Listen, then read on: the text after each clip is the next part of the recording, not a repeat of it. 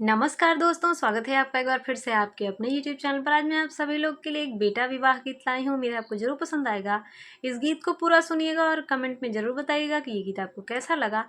अगर आप हमारे चैनल पर पहली बार आए हैं तो प्लीज़ हमारे चैनल को सब्सक्राइब कर लीजिए, क्योंकि हम चाहते हैं कि आप हमारे चैनल पर बार-बार आएँ। सात सखी मिली चंदन रंगई, चंदन दल कई श्रृंगार जी। बड़े बड़े कुंवर जे घोड़वा संवारे, कूदी भई है असवार जी। बड़े बड़े कुंवर घोड़वा संवारे, कूदी भई है असवार जी। जाई के उतरे हैं जनक दुअरवा, होई दुआरे कचार जी। लोग निहारैया रति से बराती, सासु निहारै दमाद हो।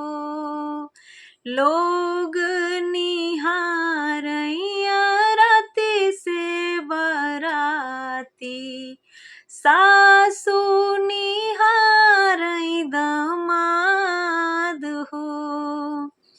आगे आई पूछई मलिनी छोकरिया, सुनहु लोग बिनती हमार जी। कवन हाय दुल्हे, कवन दुल्हे बाबा, कवन हाय दुल्हे का भाई जी। कवन हाय दुल्हे, कवन दुल्हे बाबा, कवन हाय दुल्हे का भाई जी। छोटी ना हथिया की ठमकत आवई, चंवर ढूरे चौपाई जी।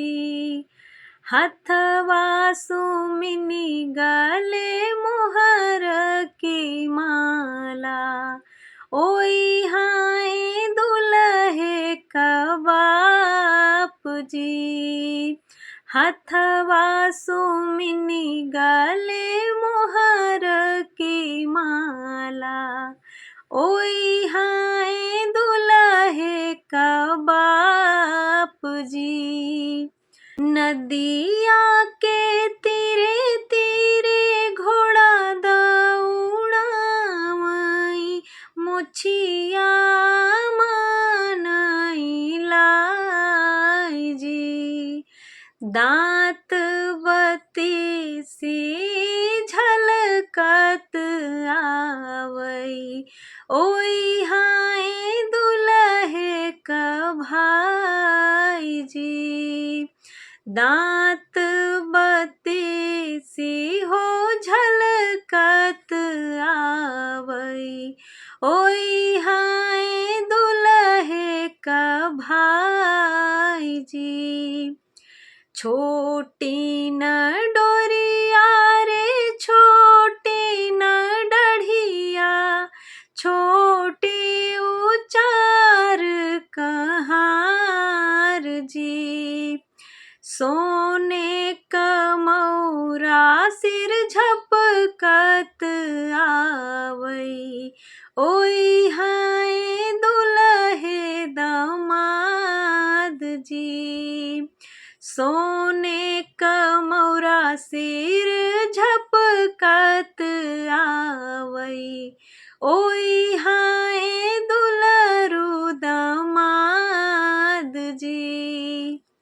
आगे आई पूछाई दुल्हे कवन राम, सुन मालिनी बिनती हमार जी। कवन हाई सासु कवन सग सरहज, कवन हाई दुलहिनी हमार जी। कवन हाई सासु कवन सग सरहज, कवन हाई दुलहिनी हमार जी।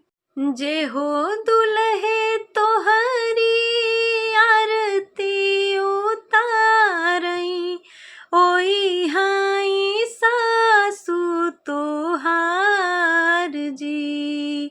जे हो दुल्हे तोहरी आरती उतारई, ओई हाई सासु तोहार जी।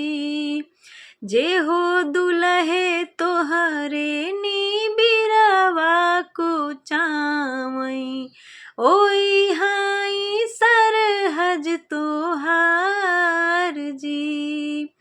जे हो दुल्हे तोहरे नी बिरवा कुचावई, ओई हाई सरहज तोहार जी।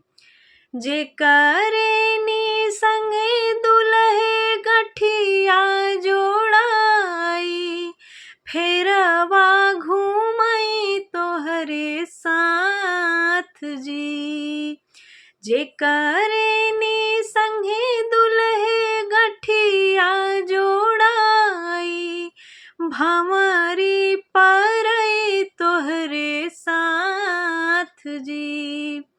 जे करेनी मंगिया में सिंदूरा पहिनैब, ओई हाई दुलहिनी तोहार जी। जे करेनी मंगिया में सिंदूरा पहिनैब, ओई हाई दुलहिनी तोहार जी। उम्मीद है ये गीत आपको ज़रूर पसंद आया होगा। अगर ये गीत आपको ज़रा भी पसंद आया हो तो कमेंट में ज़रूर लिखें। कमेंट करने में कंजूसी ना करें प्लीज़। हमारे चैनल को सब्सक्राइब कर लें, सपोर्ट करें। धन्यवाद।